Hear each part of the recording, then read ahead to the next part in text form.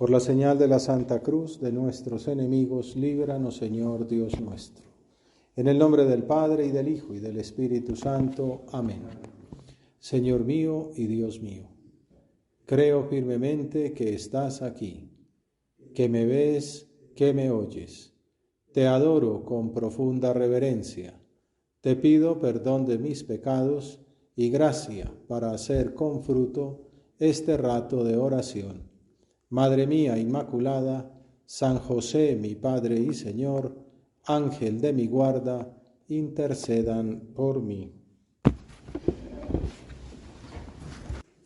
Los autores de la liturgia cuentan que desde el siglo II la Iglesia tomó conciencia del extraordinario valor que tuvieron los últimos días de Jesús en la tierra hasta su paso al Padre, lo que Meritón de Sardes le llamó su misterio pascual.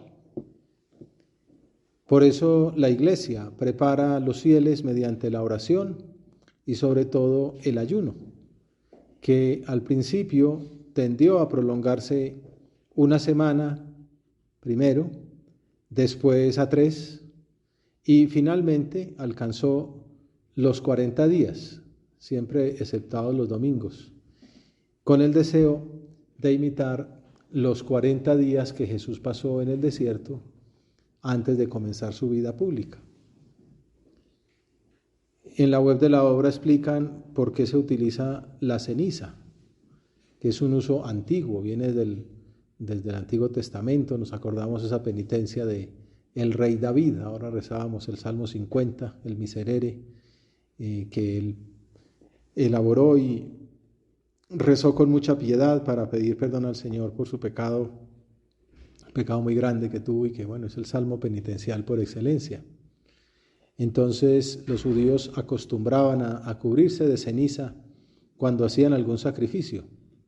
Nos acordamos que en Nínive también fue así, ¿no? Cuando Jonás llevó la predicación, pues también se cubrieron de ceniza y se convirtieron, y el Señor se arrepintió de la amenaza que había proferido contra aquella población.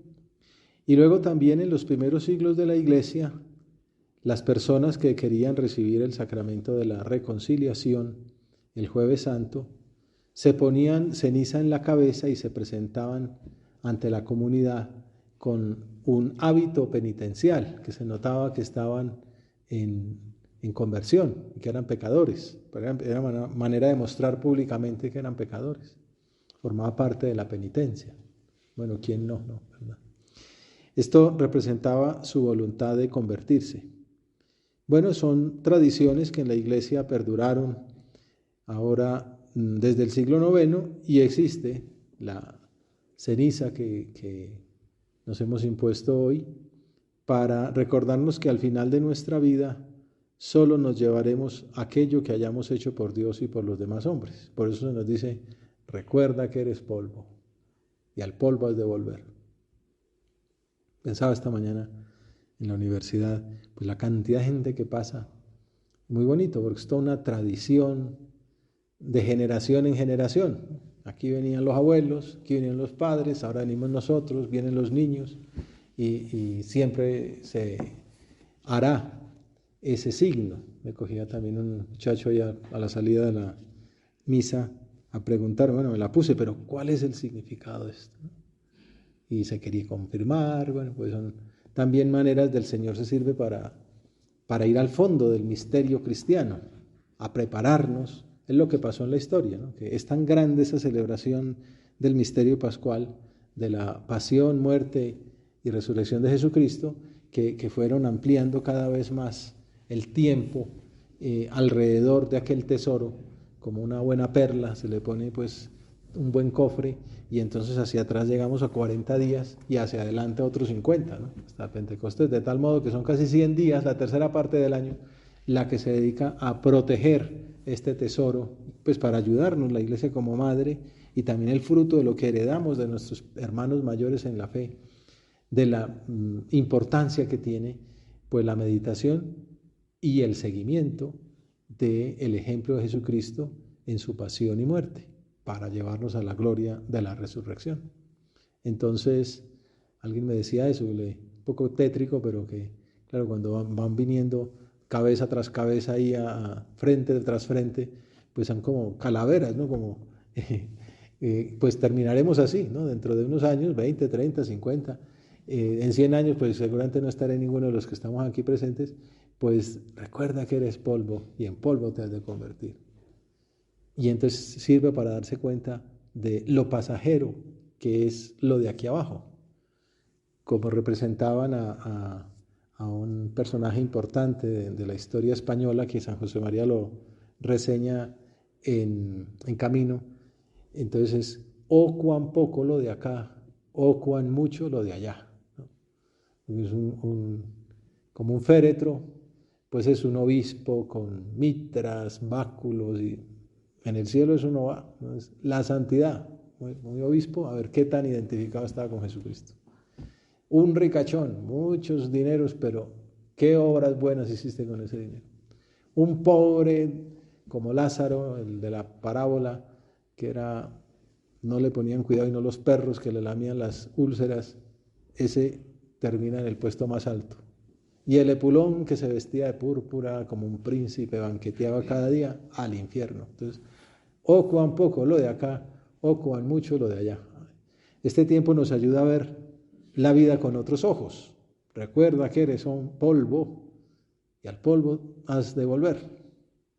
Ahora con la cremación pues queda todavía más claro, pues queda una cajita de nada, ¿no? Tanta vanidad, tanto creerse, tanta ostentación, tanto perfume para tener una cajita, ¿no? Pues la Iglesia como madre nos invita a pensar, tampoco pues en un plan pesimista y nihilista, porque sabemos que cuán mucho lo de allá, que esto de aquí es un paso para la vida eterna, para identificarnos con Cristo, para darle mucha gloria, o sea que es una maravilla, y el espíritu de la obra pues nos invita a ver con espíritu positivo las realidades terrenales, pero desprendidos, ¿verdad? Don Álvaro, el beato Álvaro del Portillo, escribió una carta por ahí en el 85 muy bonita sobre la Cuaresma, diciendo que es un tiempo que la Iglesia dedica a la purificación y a la penitencia, recordando, como dijimos, los 40 días de oración y ayuno con que Jesucristo se preparó para su ministerio público.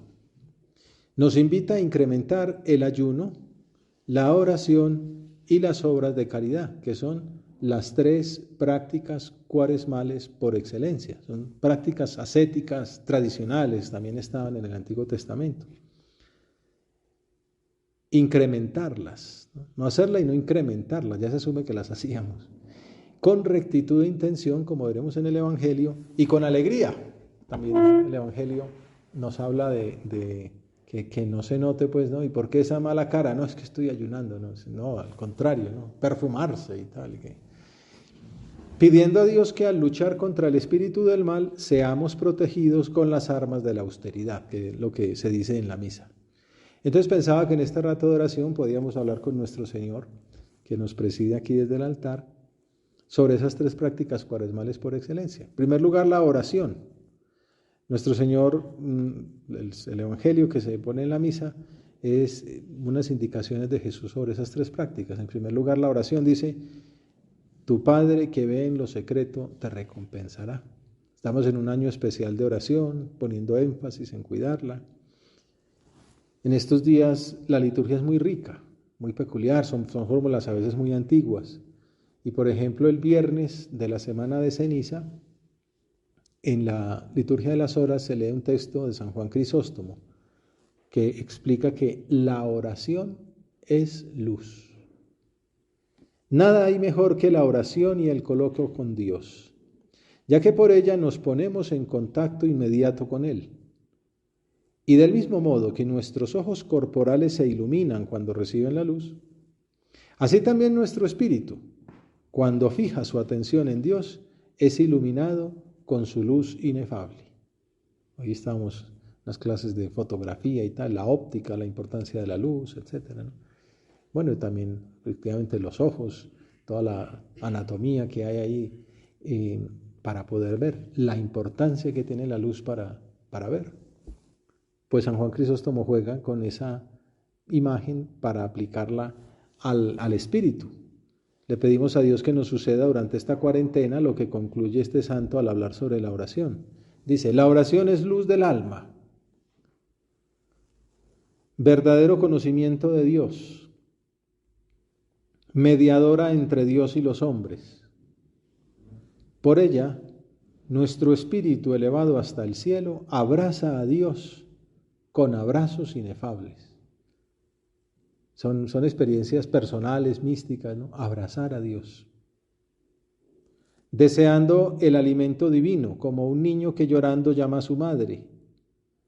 Por esa leche divina nuestro espíritu espera el cumplimiento de sus propios anhelos y recibe unos bienes que superan todo lo natural y lo visible. El amor de Dios, la luz de Dios es más grande que todo lo que uno puede aspirar. Por eso la santidad es la verdadera felicidad.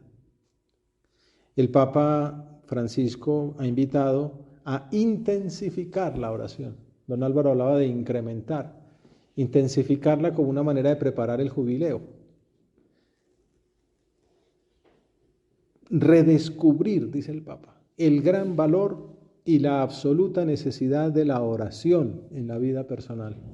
Hay un déficit muy grande de esto. Una vez he contado aquí que en alguna ocasión hablaba con un amigo que se mueve en el ambiente de algunos seminarios y me decía que a veces, pues un seminario reza bastante, ¿no? El rosario, la visita al Santísimo, la misa, pero todo muy oficial, la liturgia de las horas, todo es repetir fórmulas. Dice, y a veces hay poco tiempo de diálogo personal con Jesús. O sea, a veces puede ser que una persona que no ha pisado un ambiente formativo de esos pueda tener más diálogo personal con el Señor. Oración personal. Bueno, por algo es que el Papa dice que ahondemos por ahí, que la intensificamos, que redescubramos el gran valor y la absoluta necesidad. Últimamente se ha puesto de moda pues los podcasts. Yo mismo soy un productor, pero va a tirar piedras contra mi propio tejado. No puede uno volverse dependiente del audio, ¿no? Porque los audios son muy buenos, ¿no? Digo, no los míos, en general porque hay otros muy buenos. Los 10 minutos con Jesús hacen mucho bien. Pero si uno se descuida, son programas de radio que uno oye. Pero no, se trata de hacer oración, de hablar con Dios, de dirigirse a Él. O pues algunos dicen, ahora me quedo callado y sigue tú. O también uno puede parar el audio, pongámosle stop en este momento y pensemos personalmente. Voy a hablar con un muchacho y decir, ¿cómo así, padre? No, pues sigue. Se acabó el podcast y ahora, Señor, ¿esto cómo lo aplico? Voy a saludar al portero. Voy a pagar esa plata que debo. Voy a pedirle perdón a mi mamá. Voy a llegar a tiempo a clase. Un propósito concreto de eso o bueno, en este caso diría un propósito concreto. Voy a hacer todos los días 10 minutos de oración o 20, bueno, lo que nos digan en la dirección espiritual. Redescubrir el gran valor y la absoluta necesidad de la oración en la vida personal y en la vida de la iglesia y en la vida del mundo. También el prelado nos lo ha dicho, la importancia de renovar. Nos lo dijo en el 2017, recién elegido prelado, pues transmitió las conclusiones del Congreso General, los fieles de la prelatura, de todo el mundo ahí reunidos. Entonces decían la importancia de poner a Jesús en el centro de nuestra vida, adentrarse más en la oración contemplativa en medio del mundo. Ya no solamente ese rato que es tan importante, que es como la caldera, es como el acercarse a la bomba de gasolina y echar combustible, sino también convertir todo el día en oración, lo que llaman es un concepto tradicional en la espiritualidad, oración continua. Pues no es que uno esté rezando Padre Nuestro de María toda hora, pero sí como que sale natural. San Pablo lo dice, ya coman, ya beban, háganlo todo para la gloria del Señor. Y puede ser que uno va rezando el rosario en el camino, en el Transmilenio, en el carro, o mientras camina, o que hace una lectura espiritual, lo cual es compatible también con escuchar un podcast de una cosa humana, cultural, bueno, pero está hablando con Dios. O está oyendo música y de pronto se le va el corazón al Señor. Señor, te dedico esta canción que habla de amor. Está en oración contemplativa. Redescubrir También el Papa dice redescubrir, el Padre había dicho ya en el 17, con luces nuevas, el valor de este medio ascético. Y ahora, con ocasión de lo que dijo el Papa, pues nos animaba a intensificar la oración, en concreto por las intenciones del mundo, por la paz en tantos países, ¿no? En Ucrania, Israel, Palestina, en nuestra propia patria. Citando a San José María, que escribió en el 73, la oración, esa es nuestra fuerza. No hemos tenido nunca otra arma. Gente que piensa que el arma es la plata y bueno, si vieran los estados y el déficit y tal. Pero no, es que nuestro tesoro es la oración. ¿Cuánta gente enferma ofreciendo al Señor? ¿Cuántas contradicciones? ¿Cuántas dificultades? ¿Cuántas horas de trabajo ofrecidas? Ese es nuestro tesoro, nuestra única fuerza. No hemos tenido nunca otra arma. Todas las dimensiones de nuestra vida se pueden convertir en un diálogo constante con Dios. Por tanto, en cualquier momento podemos elevar nuestras peticiones al cielo. Están jugando fútbol, mete un gol, Dios mío, te lo dedico. O le meten un gol y dice, ay Dios mío, ¿por qué lo permitiste? Pero bueno, todo puede ser ocasión de hablar con Dios. Es una realidad que nos llena de esperanza, pues sabemos que a pesar de las dificultades del mundo y de las limitaciones personales, el Señor siempre nos escucha. Esa es la fe, aunque no lo vemos, no parece que no es tan así, pero a veces el Señor nos está haciendo esperar y luego se da uno cuenta que era ese tiempo de espera era muy poquito para todo lo que nos iba a dar después. Orar en la intimidad con Dios. Cuando oréis, no seáis como los hipócritas, a quienes les gusta orar de pie en las sinagogas, en las esquinas de las plazas. Tú, cuando ores, entra en tu cuarto, cierra la puerta y ora a tu Padre que está en lo secreto. Bueno, entonces todavía no estaba el sagrario, ¿no? Y tu Padre que ve en lo secreto te lo recompensará. Una última anécdota, pues esta parte es muy importante, hemos dicho este año específicamente la oración. En ese libro de Navarro Valls sobre su relación con Juan Pablo II siendo su portavoz tantos años, cuenta que conforme pasaba el tiempo, Juan Pablo II rezaba cada vez más. Tenía más práctica, conocía más el oficio, sin embargo, pues obviamente era más santo y se daba cuenta que la clave de su labor no era lo que él hacía, sino lo que hacía Dios. Entonces cuenta un día específicamente, antes de pasar a la cena, hacemos una visita en la capilla. La de hoy es especialmente larga. A veces largaba y en confianza, pues con mayor razón. Tengo la impresión, concluye Joaquín Navarro Valls, de que a medida que pasan los años, el Papa dedica cada vez más tiempo al Señor. Conforme pasaban los años se daba más cuenta de que esto lo saca Dios. Y lo más importante que puede hacer el Papa no es recibir presidentes ni escribir encíclicas, es pedirle a Dios, interceder, iluminarse por lo que el Señor le dice para llevar la iglesia adelante. Bueno, esa era la primera práctica. La segunda, penitencia. En la oración colecta de la misa lo decimos, concédenos, Señor, comenzar el combate cristiano con el ayuno santo, para que al luchar contra los enemigos espirituales seamos fortalecidos con la ayuda de la austeridad. Ayuda. Esto forma parte de, bueno, hoy día también pasa, ¿no? En el deporte o así, es unas exigencias muy grandes, también claramente incluso con ayunos, ¿no? Y con exigencias, con entrenamientos para, como diría San Pablo, para adquirir una corona perecedera. Esa carta que les contaba don Álvaro de 1985 se centraba en este punto. La Cuaresma es una llamada apremiante a vigilar contra las acechanzas del maligno, empuñando las armas, es una pelea. ¿Cuáles armas? La oración y la penitencia.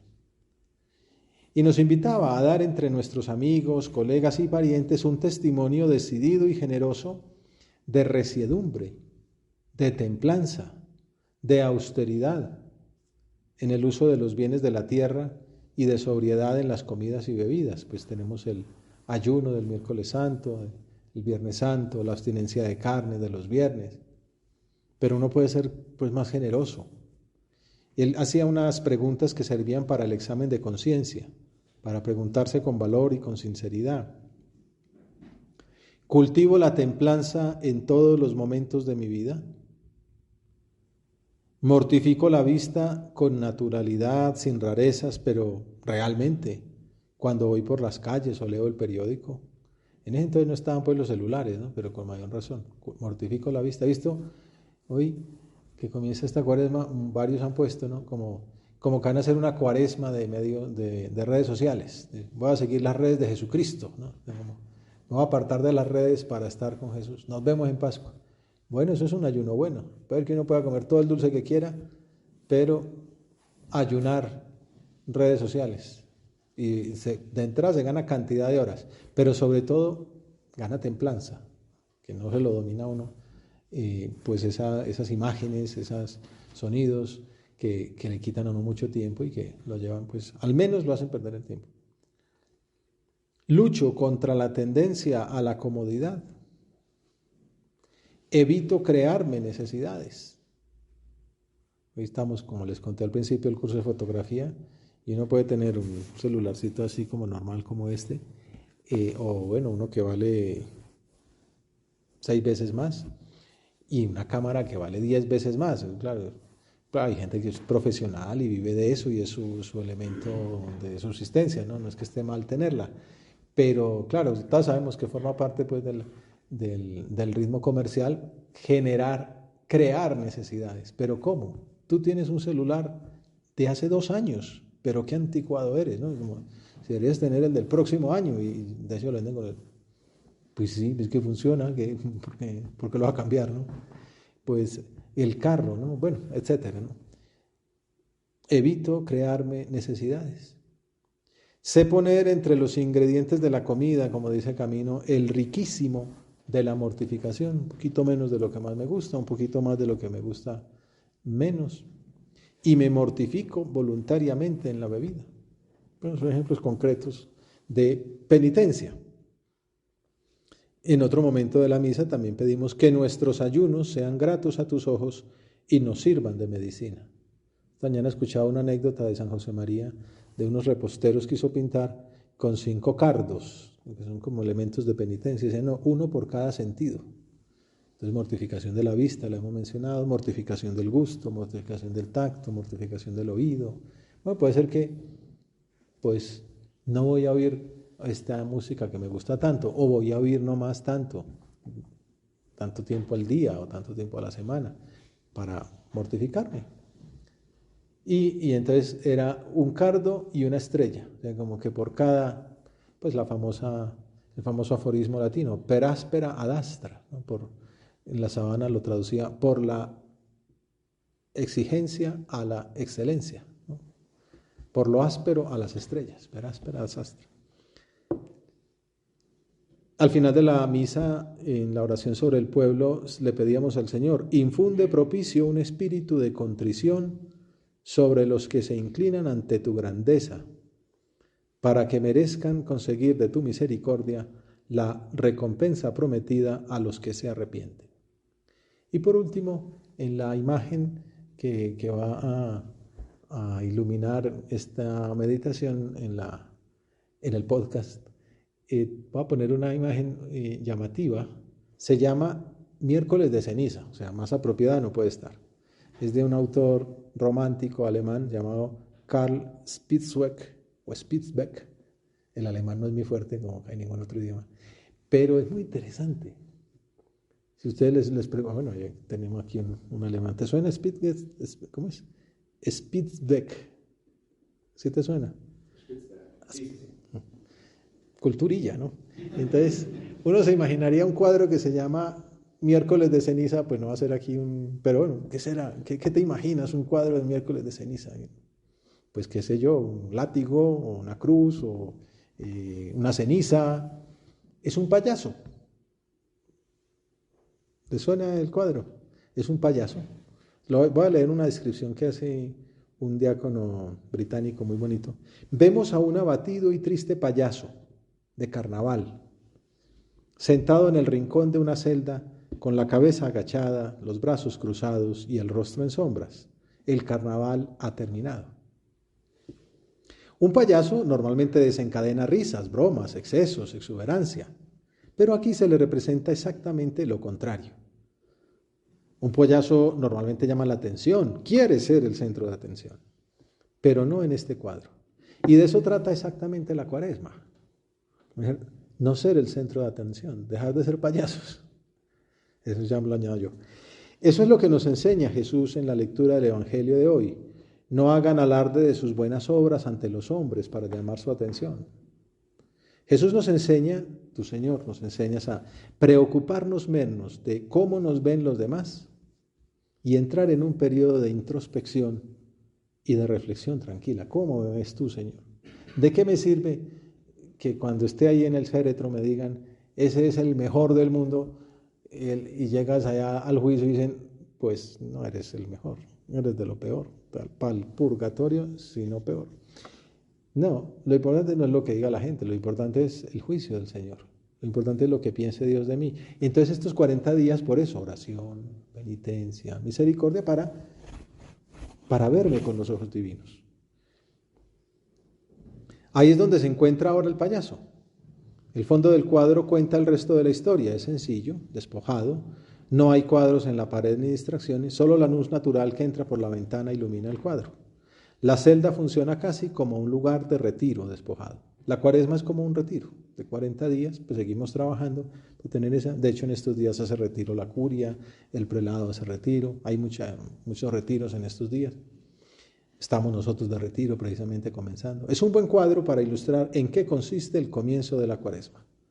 Reflexionar sobre nuestra forma habitual de actuar, hacer un poco de ayuno, rezar un poco más, dar limosna. Así entramos a la última parte, que ya se nos está acabando el tiempo, que es la misericordia, la limosna, la caridad, que el Papa Francisco recomienda en Evangelii Gaudium. El único camino consiste en aprender a encontrarse con los demás con la actitud adecuada, que es valorarlos, aceptarlos como compañeros de camino, sin resistencias internas.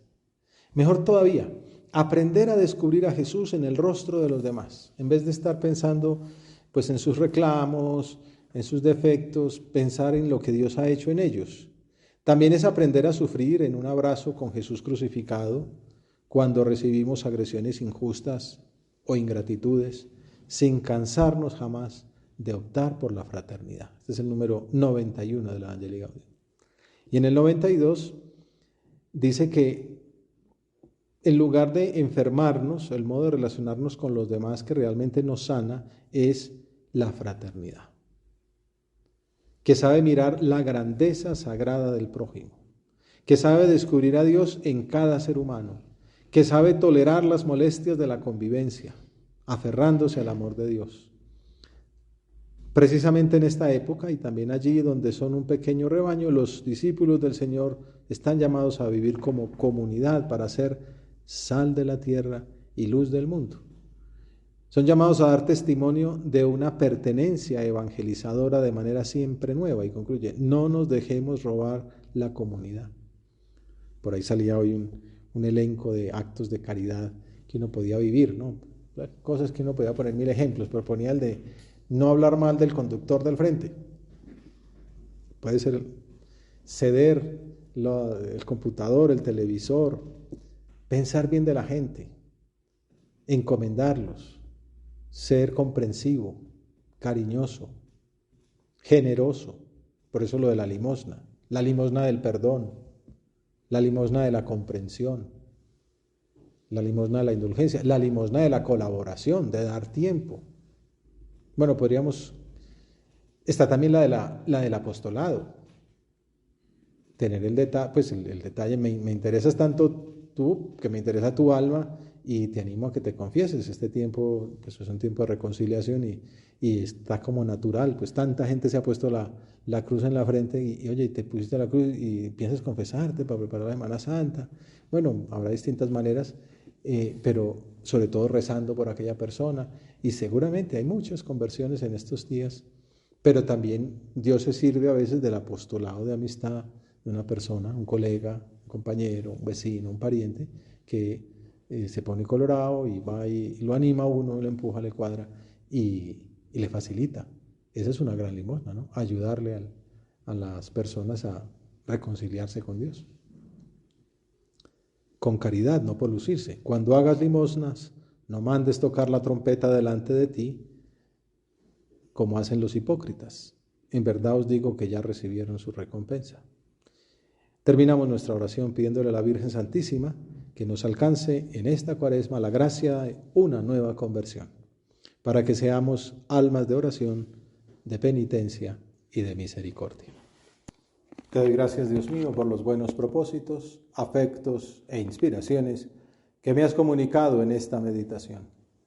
Te pido ayuda para ponerlos por obra. Madre mía Inmaculada, San José, mi Padre y Señor, Ángel de mi guarda, intercedan por mí.